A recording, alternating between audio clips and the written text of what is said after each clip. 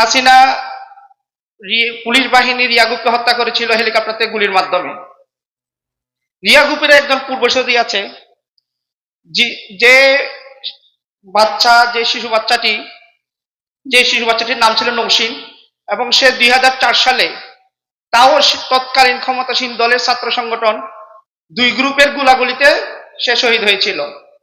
সেই শিশু বাচ্চাকে সান্ত্বনা দিতে গিয়ে তৎকালীন স্বরাষ্ট্রমন্ত্রী বলেছিল আল্লাহর মাল আল্লাহ নিয়ে গেছে। আমরা দেখেছি সেই সূত্র ধরে হাসিনাও একের পর এক কটাক্ষ করে গিয়েছে। শহীদদের সাথে কটাক্ষ করেছে। 13 সালের যারা হেফাজতের যারা শহীদ হয়েছিলেন তাদেরকে নিয়ে কটাক্ষ করেছে।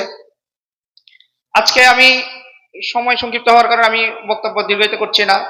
আমি আবারও ইসলামী আন্দোলন বাংলাদেশকে ধন্যবাদ দেই, যারা হাটাজারি নীরবতা ভেঙেছিলেন 2024-এর 18 জুলাই, যখন হাটাজারি একেবারে স্তব্ধ ছিল, ভয়ে শঙ্কিত ছিল, তখন ইসলামী আন্দোলন বাংলাদেশ চট্টগ্রাম উত্তর জেলা নেতৃবৃন্দ সেই নীরবতা ভেঙেছিলেন,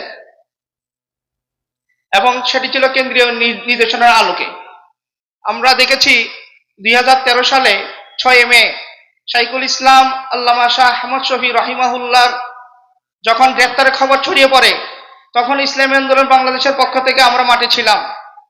যে 7 জন ভাই হাটাজারিতে শহীদ হয়েছিল সেদিন, তার মধ্যে জাহিদুল ইসলাম নামে একজন আমাদের সদস্য ছিলেন ইসলামী আন্দোলন বাংলাদেশের।